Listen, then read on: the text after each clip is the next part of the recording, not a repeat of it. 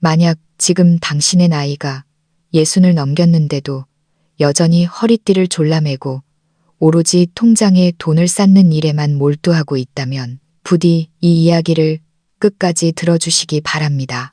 당신은 미처 생각지도 못했을 겁니다. 평생을 지켜온 그 성실한 습관이 당신의 노후를 지켜주기는커녕 오히려 당신의 남은 날들을 소리 없이 그리고 아주 천천히 무너뜨리고 있다는 사실을 말입니다. 주변에 이런 어르신들이 꼭 계실 겁니다. 통장에는 수억 원이 들어있는데도 한여름에 에어컨 한번 시원하게 틀지 못하고 진통제 한 알이 아까워 반으로 쪼개 드시는 분들 말입니다. 평생을 아끼고 또 아껴서 10원 한 장 허투루 쓰지 않고 입버릇처럼 만약의 사태를 대비해야 한다고 말씀하시죠. 하지만 그 만약의 사태란 도대체 언제일까요? 우리의 노년은 그저 불안과 억압, 그리고 희생 속에 갇혀 있어야만 하는 걸까요? 오늘 여러분께 소개해 드릴 분은 올해 70살이 된 박영자 여사님입니다. 그녀의 이야기는 어쩌면 우리 부모님, 아니면 머지않은 미래의 당신과 나의 모습일지도 모릅니다. 그녀에게는 돈이 있었습니다. 하지만 자신을 위해서는 결코 쓰지 않았습니다. 자식들에게 폐를 끼치기 싫어 끝까지 홀로 서려 했습니다. 그러나 그 결과는 참혹했습니다. 집안에서 넘어져 이틀을 꼬박 차가운 바닥에 누워 있었지만 아무도 그 사실을 알지 못했으니까요. 왜 우리가 60세에서 80세 사이라면 이제는 저축을 멈춰야 한다고 말하는지, 그 뒤에 숨겨진 진실은 여러분의 상상보다 훨씬 더 현실적이고 때로는 가슴 서늘할 만큼 충격적입니다. 지금이라도 늦지 않았습니다. 자, 이제 박영자 여사님의 이야기 속으로 들어가 보겠습니다. 박영자님은 올해 갓 70이 되었습니다. 단정하게 볶은 희끗희끗한 머리칼에 마른 체구, 걸음걸이는 여전히 꼿꼿했지만 예전만큼 경쾌하지는 않았습니다. 은퇴 전 회계 업무를 보았던 그녀는 가계부를 쓰고 장을 볼 때마다 가격을 비교하며 10원 단위까지 꼼꼼하게 계산하는 것이 몸에 밴 사람이었습니다. 매달 나오는 연금이 200만 원 정도 되었는데 그녀는 기어이 그중 120만 원을 저축하고 나머지 80만 원으로 한 달을 버텼습니다. 그녀의 입버릇은 늘 같았습니다. 늙어서 돈 안 쓰고도 살 수 있지만 돈을 쓰면 더 악착같이 살아야 해. 그녀는 10년 전 세상을 떠난 남편이 남긴 2층짜리 단독주택에 살고 있습니다. 자식들은 각자 가정을 꾸려 떠났고 명절이 아니면 얼굴 보기도 힘들었죠. 집은 꽤 넓었지만 그녀는 오로지 1층.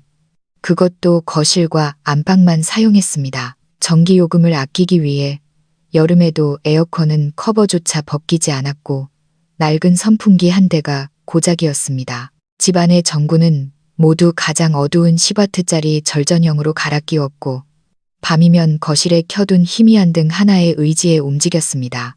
마당 한 구석 텃밭에서 상추나 고추를 길러 반찬 값을 아끼는 건 기본이었습니다.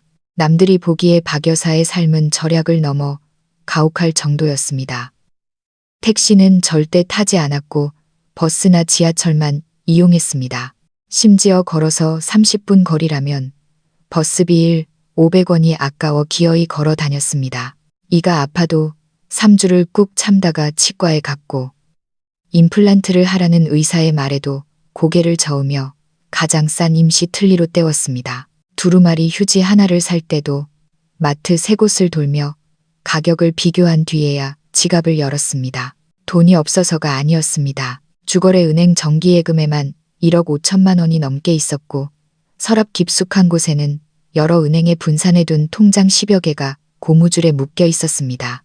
개 중에는 남편이 남긴 것도 있었고 그녀가 평생을 안 먹고 안 입으며 모은 피 같은 돈도 있었습니다.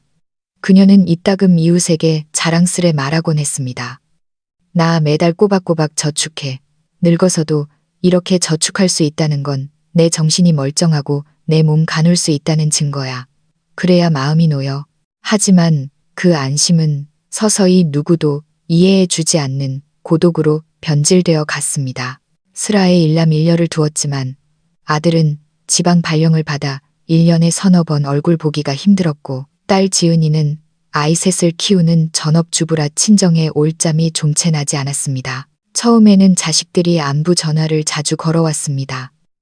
하지만 수화기 너머로 엄마, 돈은 부족하지 않으세요? 라고 물을 때마다 그녀는 늘 똑같이 대답했습니다. 충분하다. 나 매달 100만 원씩 저축도 해. 너희한테 손 벌릴 일 절대 없으니 걱정 마라. 시간이 흐르자 그 말은 오히려 족쇄가 되었습니다. 자식들은 정말로 안심해 버렸습니다. 엄마는 돈도 있고 건강하게 잘 지내시니 우리가 굳이 신경 쓸 필요 없겠구나 라고 생각하게 된 것이죠. 그러던 어느 날 부엌에서 발을 헛디딘 박 여사가 미끄러지며 허리를 삐끗하는 사고가 일어났습니다.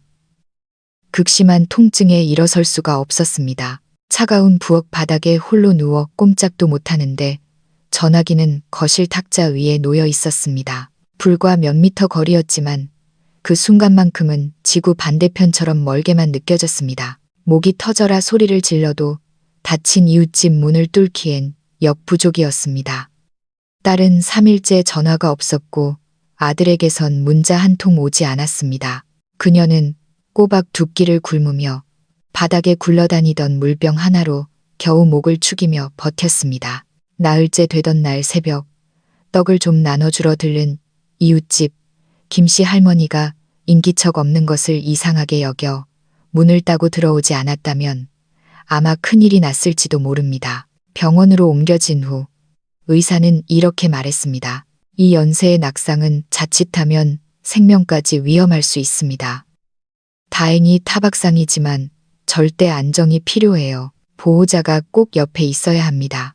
박 여사는 씁쓸하게 웃으며 대답했습니다. 우리 애들이 많이 바빠요. 패 끼치기 싫어서. 그 말을 들은 옆 침대의 환자가 혀를 차며 거들었습니다. 돈 있으면 뭐해. 곁에 사람이 없는데.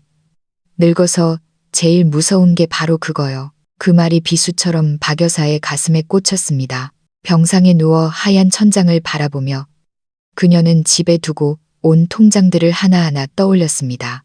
10원 한 장까지 악착같이 모으며 지켰던 그 돈들이 정작 자신이 쓰러졌을 때 전화 한 통, 따뜻한 안부 한마디로 돌아오지 않았다는 사실이 뼈아팠습니다. 자식들에게 손 벌리지 않으면 존경받을 줄 알았습니다. 열심히 모으면 노후에 누구에게도 빚지지 않고 당당할 줄 알았습니다. 하지만 이번 사고로 그녀는 깨달았습니다. 자신이 그토록 필사적으로 지켜온 것은 안전이 아니라 고립이었다는 것을요. 퇴원하던 날 그녀는 절뚝거리는 다리로 텅 빈 집에 돌아와 서랍을 열었습니다. 묵직한 통장 뭉치를 꺼내 숫자를 들여다보았지만 마음속에는 단 하나의 질문만이 맴돌았습니다.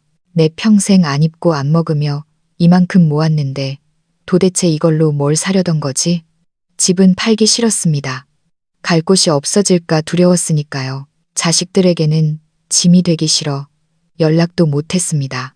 스스로를 위해 돈을 쓰는 건 더더욱 싫었습니다. 돈이 다 떨어지면 끝장이라는 공포 때문이었죠. 하지만 정작 사람이 필요하고 돈이 필요한 순간 그녀는 깨달았습니다. 돈은 든든한 뒷배가 아니라 사람과 사람 사이를 가로막는 높은 담벼락이 되어버렸다는 사실을 말입니다. 그녀는 난생 처음으로 가계부를 덮었습니다. 다음 달에 얼마를 더 저축할지 계산하는 일을 멈췄습니다. 현관 앞 계단에 멍하니 앉아 지나가는 사람들을 바라보는데 가슴 한구석이 텅 빈 것처럼 공허했습니다. 지난 70년의 세월이 오직 미래를 준비하기 위해 존재했던 것 같았지만 정작 그 미래는 단 한 번도 현재가 되어 찾아온 적이 없었습니다. 박 여사는 1950년대 전쟁 직후의 가난 속에서 태어났습니다. 밥 한 그릇 먹는 것이 그날의 운명이었던 시절이었죠. 그녀의 어머니가 귀에 못이 박히도록 했던 말은 이것이었습니다. 돈은 무조건 아껴야 한다. 안 그러면 늙고 병들어서 밥도 못 얻어먹어. 그 말은 저주처럼 그녀의 뇌리에 박혔습니다. 처녀 시절부터 그녀는 100원을 10영원처럼 쓰는 법을 터득했습니다. 버스비 50원을 아끼려고 1시간을 걸어 통학했고 결혼 후에도 식구들이 생선 살을 발라 먹을 때 그녀는 생선 대가리와 국물만 먹었습니다. 미용실 한 번 간 적 없고 시장에서 5,000원 넘는 옷은 쳐다보지도 않았습니다. 그것은 선택이 아니라 생존 본능이었습니다. 그녀만 그런 것이 아닙니다. 그녀의 친구들, 70대를 살아가는 대부분의 어머니들이 그렇게 살았습니다. 물자가 부족했던 시절 허리띠를 졸라매 자식들을 키워냈고 인내심 하나로 그 모진 세월을 건너왔습니다. 자식들이 장성에 떠나고 통장에 잔고가 넉넉해진 지금도 돈을 쓰면 안 된다는 그 막연한 불안감은 사라지지 않았습니다. 혹시나 큰 병에 걸려 병원비가 없으면 어쩌나, 자식들이 나를 부양하지 않으면 어쩌나, 물가가 폭등해 내 돈이 휴지 조각이 되면 어쩌나, 결국 내가 남에게 짐이 되면 어쩌나, 그런 두려움 때문에 그들은 오늘도 내일도 계속 저축만 합니다. 이미 통장 잔고는 충분한데도 손을 떨며 쓰지 못합니다. 박 여사도 그랬습니다. 집 바로 옆에 깔끔한 백반집이 있어 8,000원이면 따뜻한 밥 한 끼를 편하게 먹을 수 있는데도 굳이 30분 동안 가스불을 켜고 고구마 2개를 삶아 저녁을 때웠습니다. 그 몇천 원을 아끼기 위해서였죠. 이건 절약이 아닙니다. 평생을 지배해온 경제적 불안이 낳은 병입니다. 과거에는 자식들 공부시키느라 아꼈고 나중에는 자식들에게 짐되지 않으려 아꼈습니다. 그리고 지금은 언제 닥칠지 모를 재앙과 죽음이 두려워 본능적으로 아낍니다. 내일을 믿을 수 없었던 전쟁 세대의 슬픈 자화상입니다.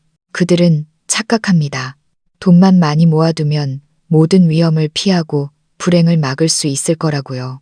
하지만 돈으로도 예방할 수 없는 위험이 있습니다. 바로 가족 간의 소원함, 뼈를 깎는 고독, 그리고 무너지는 건강입니다. 박 여사의 자식들이 불효자인 건 아닙니다. 그저 어머니로부터 수십 년간 난 필요 없다. 너희들 바쁜데 신경 쓰지 마라는 메시지를 받아왔기에 정말로 어머니가 잘 지내는 줄 알았던 겁니다. 어머니가 돈 쓰기 싫어서 혼자 참고 있다는 걸 상상도 못한 채 말이죠. 언젠가 이웃집 김 씨와 이야기하다가 박 여사가 수압이 약한 한밤중에만 샤워한다고 말한 적이 있습니다. 그래야 수도세랑 가스비를 조금이라도 아낀다고요. 김 씨는 기가 차서 물었습니다. 아니 형님, 이제 은퇴해서 편히 쉬실 나이에 고학생처럼 왜 그러세요? 누가 상 줍니까? 박 여사는 한참을 침묵하다가 겨우 입을 떼었습니다. 다 써버리면 나중에 정말 필요할 때 없을까봐 겁나서 그래. 이 말은 수많은 노인들의 진심일 겁니다. 안 쓰는 게 아니라 못 쓰는 겁니다. 어릴 때부터 아무도 돈을 잘 쓰는 법을 가르쳐 주지 않았으니까요. 사회도 가정도 오직 아껴라, 모아라. 미래를 대비하라고만 했지 노년은 좀 편안하고 즐겁게 누려도 된다고 말해주지 않았습니다. 더구나 이 세대의 노인들은 자신의 욕구를 표현하는 데 서툽니다. 배려와 인내를 미덕으로 알고 자식에게 짐되지 않는 독립심을 자존심으로 여깁니다. 내가 입 다물고 있으면 자식 도와주는 거지라고 생각하지만 현실은 다릅니다. 자식들은 우리 엄마는 혼자서도 척척 해내셔라는 착각에 빠져 점점 무심해지고 결국 기본적인 안부조차 묻지 않게 됩니다. 박 여사의 지나친 절약이 자식들의 관심을 쫓아내는 결과를 낳은 셈입니다. 그녀는 마침내 의문을 품기 시작했습니다. 정말 죽어라 저축만 하는 게 내 노년을 지키는 유일한 길일까? 평생 나를 위해 돈 한 번 제대로 써보지 못하고 간다면 그 고생은 다 무슨 의미였을까? 내 남은 인생이 정말 이렇게 끝나도 되는 걸까? 이 질문들이 머릿속을 맴돌았고 그것이 바로 인생의 전환점이 되었습니다. 퇴원하던 날 딸 지은이가 반차를 내고 서울에서 급히 내려왔습니다. 현관에서 마주친 모녀 사이에 잠시 정적이 흘렀습니다. 엄마, 다쳤으면 바로 전화를 했어야지. 왜 말을 안 해? 네가 바쁜데. 그리고 별거 아니라고 생각했어. 하지만 옆집 아주머니가 발견 못했으면 어쩔 뻔했어? 우리 평생 후회하며 살 뻔했잖아. 딸의 눈시울이 붉어지는 것을 보며 박 여사는 쓴물을 삼켰습니다. 자식 귀찮게 안 하는 게 자식 위하는 길이라 믿었고 돈 있으면 짐 될 일 없다고 믿었지만 돈으로 해결할 수 없는 일이 있다는 걸 뼈저리게 느꼈습니다. 병상에 누워있던 며칠 동안 전화를 못한 건 돈이 없어서가 아니라 자신의 안위를 걱정해 줄 사람이 없다는 생각 때문이었습니다. 그날 밤 그녀는 난생 처음 먼저 수화기를 들었습니다. 지방에 있는 아들 지훈이에게 전화를 걸었습니다. 지훈아, 다음 달에 쉴 때 집에 한번 와서 밥 먹고 가라. 내가 좋아하는 갈비찜 해줄게. 수화기 너머 아들은 잠시 멍하니 있다가 대답했습니다. 엄마, 정말 가도 돼요? 전에는 바쁘다고 오지 말라셨잖아요. 박 여사는 쓴 웃음을 지었습니다. 아들은 바쁜 게 아니라 엄마의 눈치를 보고 있었던 겁니다. 그녀가 먼저 손을 내밀지 않아 생긴 거리였습니다. 그녀는 깨달았습니다. 통장의 돈은 버림받지 않기 위한 보험이었고 감정을 숨긴 건 거절당할까 두려운 마음 때문이었다는 것을요. 하지만 감정에도 투자가 필요하다는 사실을 미처 몰랐던 겁니다. 옆집 김씨 할머니는 박 여사와 비슷한 연배지만 전혀 다르게 살고 있었습니다. 매주 복지관 노래 교실에 나가고 틈만 나면 이웃들을 불러 차를 마시고 친구들과 개를 들어 매달 맛집 탐방을 다녔습니다. 김 씨는 말했습니다. 나라고 돈이 많아서 이러는 줄 아나. 연금반에. 그래도 쓰는 거야. 즐겁게 살아야 사람도 안 늙어. 내가 원하는 건 돈이 아니라 사람 냄새거든. 박 여사는 충격을 받았습니다. 안정감이란 돈으로 쌓는 게 아니라 관계로 엮어가는 것이었습니다. 돈은 병원비와 밥값은 해결해 주지만 따뜻한 포옹이나 말벗은 사주지 못합니다. 그녀가 돈을 지키느라 쌓은 벽이 사람들을 밖으로 내몰고 있었던 것입니다. 어느 날 그녀는 10년치 통장 거래 내역을 펴놓고 돋보기로 들여다보았습니다. 깨알 같은 숫자들은 그녀가 살아온 시간의 궤적이었습니다. 하지만 그 숫자가 아무리 커져도 차가운 바닥에 쓰러져 있던 그날의 공포와 외로움은 지워지지 않았습니다. 문득 젊은 시절 남편과 했던 말이 떠올랐습니다. 여보, 사람 사는 게 돈 때문이 아니잖아. 사람 때문에 사는 거지. 남편은 갔고 자식은 멀어졌으니 그녀 곁엔 돈만 남았습니다. 그날 밤 그녀는 중대한 결심을 했습니다. 이제 사람을 남기자. 그녀는 연락이 끊겼던 옛 직장 동료들에게 전화를 걸고 복지관 스마트폰 활용 강좌에 등록해 손자와 카카오톡, 페이스톡, 영상통 하는 법을 배웠습니다. 돈 쓰는 것을 범죄가 아닌 생존의 증거로 여기기로 했습니다. 가사 도우미를 불러 묵은 청소를 맡기고 가끔은 배달 음식도 시켜 먹고 더우면 에어컨을 26도에 맞춰 펑펑 틀었습니다. 다음 달에는 딸과 온천 여행을 가기로 하고 모든 비용은 자신이 대기로 했습니다. 누군가 변했다고 수군거리자 그녀는 웃으며 말했습니다. 예전엔 돈이 나를 지켜줄 줄 알았어. 살아보니 나를 지키는 건 사람이더라고. 이제 그녀는 저축보다 어떻게 하면 사람들이 내 곁에 머물까를 고민합니다.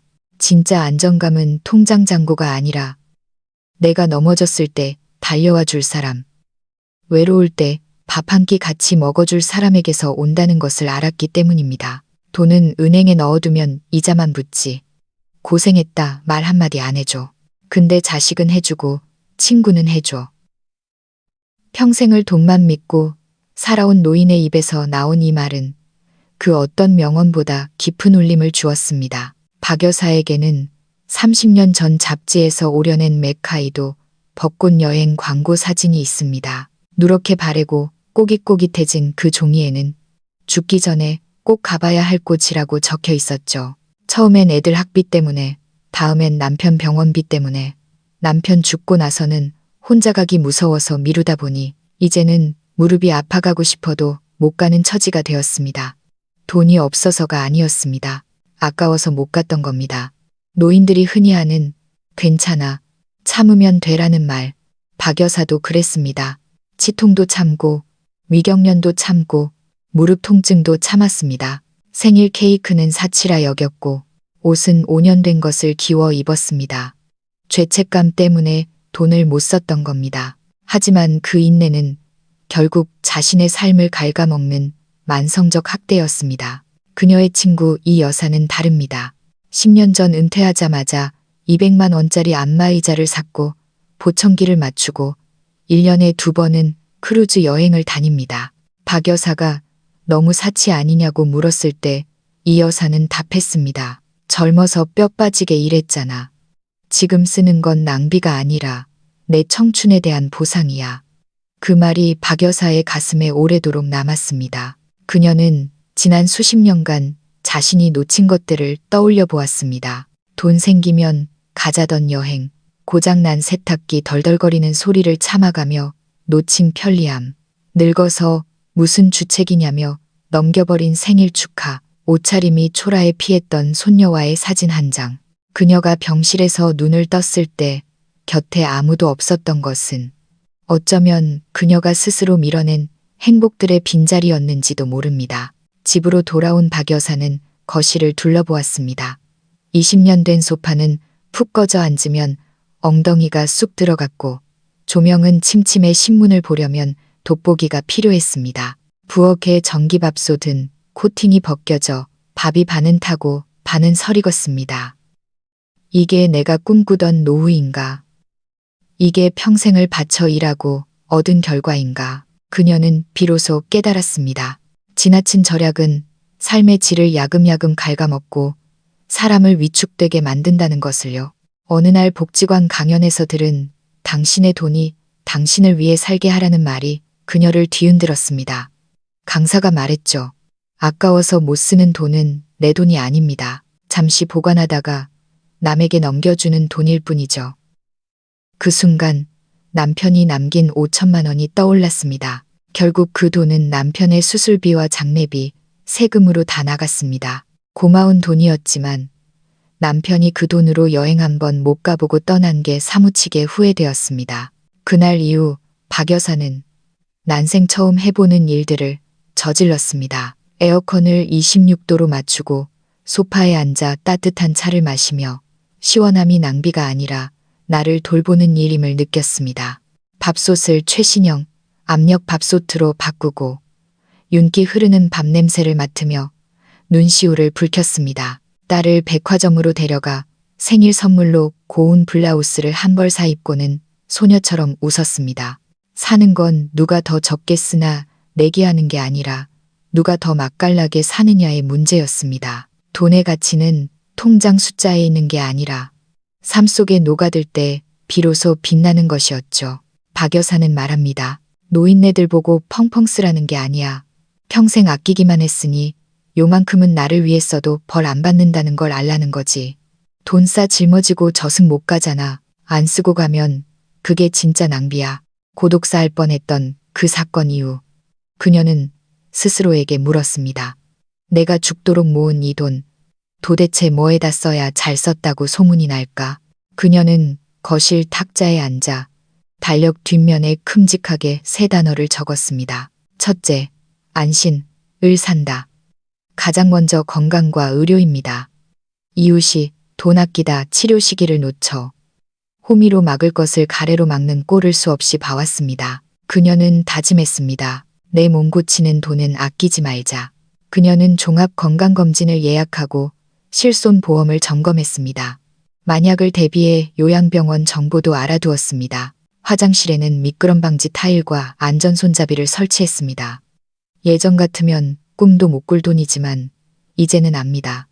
그 돈이 나를 안심하고 살게 해준다는 것을요. 둘째, 자유지혜와 체면을 산다. 늙어서도 구차하지 않게 편안하게 사는 것입니다. 침침한 조명을 LED로 바꾸고 꺼진 소파를 버리고 허리에 좋은 1인용 리클라이너를 샀습니다. 일주일에 한 번 가사도 우미를 불러 집안일을 맡겼습니다. 7만 원이 들지만 깨끗해진 집에서 차 한 잔 마시는 여유는 그 이상의 가치가 있었습니다. 10년 입은 속옷을 다 버리고 부드러운 순면 속옷으로 싹 바꿨습니다. 더 이상 버티는 삶이 아니라 누리는 삶을 살기로 했습니다. 돈이 있으니 마음이 쪼그라들지 않았습니다. 셋째, 원만인 함을 산다. 후회 없이 인생을 마무리하는 것입니다. 그녀는 유언장을 대신할 재산 분할 계획서를 미리 작성해 자식들에게 알렸습니다. 싸우지 말라는 뜻이었죠. 그리고 신혼여행지였던 제주도에 손주들을 데리고 갈 계획을 세웠습니다. 복지관 노래 교실에 등록해 젊은 날 좋아했던 노래를 실컷 불렀습니다. 옛날 사진들을 정리해 할머니의 인생 앨범을 만들어 추석 때 가족들에게 보여주기로 했습니다. 죽는 게 무서운 게 아니라 엉정정하게 가버리는 게 무서워. 갈 때 웃으면서 가야지. 박 여사는 이 세 가지 원칙 안심, 자유, 원만을 냉장고에 붙여두었습니다. 이제 저축의 목적은 만약이 아니라 나답게 살기 위해서가 되었습니다. 박 여사의 가장 큰 변화는 마음가짐이었습니다. 예전에는 120만 원짜리 정밀 건강검진, 뇌 MRI, PET 포함 비용을 듣고 기겁을 했겠지만 이제는 과감히 결제합니다. 120만 원이 아까운 게 아니라 병을 모르고 키우다 1억 2천만 원 드는 게 더 무서워. 검진 결과 골다공증 초기라는 진단을 받고 약국에서 약사가 권하는 12만 원짜리 칼슘제를 3통이나 샀습니다. 예전엔 비싸다고 쳐다도 안 봤을 겁니다. 돈을 제대로 쓰면 후회가 없어. 지금 내가 제일 무서운 건 돈이 없는 게 아니라 돈 아끼다 건강 잃고 걷지도 못하는 거야. 그녀는 자신만의 노후 자금 흐름표도 만들었습니다. 한 달 연금 200만 원을 기준으로 기본 생활비 90만 원, 식비, 관리비, 공과금, 품위 유지비 30만 원 모임, 외식, 취미, 비상예비비 50만 원, 병원비 등 저축 30만 원. 예전엔 120만 원을 저축했지만 대폭 줄였습니다. 그리고 1억 5천만 원의 예금 중 5천만 원을 떼어 별도 계좌를 만들었습니다. 의료 예비비 3천만 원, 간병비, 수술비, 백내장 수술, 임플란트 등, 웰다잉 준비금 500만, 수의, 장례비, 납골당 예약금, 자식들 당황하지 않게 미리 준비, 인생 즐김, 통장 1,500만 원, 여행, 취미, 리모델링, 치아 치료 등 오로지 즐거움을 위해 쓰는 돈, 주변에서 그러다 90살, 100살까지 살면 돈 떨어져서 어쩌려고 하고 걱정하면 그녀는 웃으며 답합니다. 그럼 그때 가서 또 줄여서 살지 뭐. 인생은 계획대로만 되는 게 아니잖아. 돈 무서워서 벌벌 떨며 사느니 지금 행복하게 살고 나중에 좀 가난해지는 게 나아. 이제 박 여사는 돈의 주인이 되었습니다. 돈을 위해 인생을 희생하는 게 아니라 인생을 위해 돈을 부리는 법을 터득한 것이죠. 그녀는 더 이상 자식에게 물려줄 유산에 집착하지 않습니다. 대신 자신의 남은 날들을 품위 있고 당당하게 만드는 데 집중합니다. 박 여사는 요즘 정말 행복해 보입니다. 예전엔 이웃과 눈인사만 하고 지나갔지만 이제는 노래교실에서 배운 노래를 흥얼거리며 먼저 말을 겁니다. 김 형님, 오늘 내가 끓인 팥죽 좀 드셔보실라오? 집에 누가 찾아오면 벨소리 안 들리는 척 숨 죽이고 있던 그녀가 이제는 활짝 문을 열고 어서 와요, 차 한잔 하고 가요 라고 반깁니다.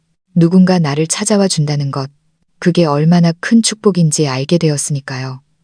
손자에게도 할미가 용돈 줄게.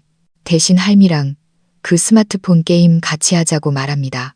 손자가 눈을 반짝이며 게임을 가르쳐주는 시간. 그 웃음소리가 그녀에겐 최고의 이자 소득입니다. 그녀는 잃어버렸던 여자로서의 자신도 되찾았습니다. 화장대 구석에 먼지 쌓인 립스틱을 꺼내 바르고 향수도 한 병 샀습니다. 외출할 때 옷깃에 살짝 뿌리면 기분이 그렇게 좋을 수가 없습니다. 거울을 보며 스스로에게 묻습니다. 오늘 좀 예쁘게 살아볼까? 그녀는 더 이상 자식들의 연락에 목매지 않습니다. 딸이 바빠서 못 오면 혼자 기차 타고 여행을 가고, 아들이 전화 없으면 그러려니 하고 친구들과 맛집을 찾아갑니다. 내 행복은 내가 책임진다는 것을 깨달았기 때문입니다. 그녀의 일기장 마지막 페이지에는 이런 글귀가 적혀 있습니다. 나는 늙었다. 하지만 나는 아직 살아있다. 내 방식대로, 나를 위해. 박 여사의 통장 잔고는 5년 전보다 줄어들었습니다. 하지만 그녀의 얼굴에 핀 웃음꽃은 그 어느 때보다 풍성합니다. 그녀는 이제 돈을 쓸 때 아깝다고 생각하지 않습니다. 이 돈으로 오늘 내 하루가 더 빛날 수 있을까를 생각합니다. 그녀는 더 이상 고독사를 두려워하지 않습니다. 그녀 곁에는 친구가 있고 이웃이 있고 무엇보다 자기 자신을 사랑할 줄 아는 건강한 마음이 있으니까요. 가끔은 진작 이렇게 살 걸 하고 후회도 하지만 지금이라도 깨달은 게 어디냐며 툭 털어버립니다. 인생에서 가장 늦은 때란 없습니다. 지금 시작하면 그게 가장 빠른 때니까요. 박 여사의 이야기는 어쩌면 우리 주변에서 흔히 보는 난 괜찮다, 너희나 잘 살아라 하시는 우리네 어머니들의 이야기이자 불확실한 미래 때문에 오늘을 희생하는 우리 자신의 모습일지도 모릅니다. 하지만 기억하세요. 인생은 미래를 위해 현재를 담보 잡히는 고행이 아닙니다. 오늘이 행복해야 내일도 행복할 수 있습니다. 만약 당신도 예순을 넘겼다면 조용히 자문해 보십시오. 당신이 평생 안 먹고 안 입으며 모은 그 돈, 도대체 누구를 위한 것입니까? 그 숫자가 당신의 인생을 정말로 빛내주고 있나요? 아니면 당신의 발목을 잡는 족쇄가 되어 있나요? 우리는 무분별한 낭비를 권하는 게 아닙니다. 다만 당신의 돈이 이제는 당신을 위해 일하도록 만들라는 것입니다. 돈으로 안심을 사고 자유를 사고 원만함을 사십시오. 그것이야말로 당신이 평생 고생하며 얻어낸 마땅히 누려야 할 특권입니다.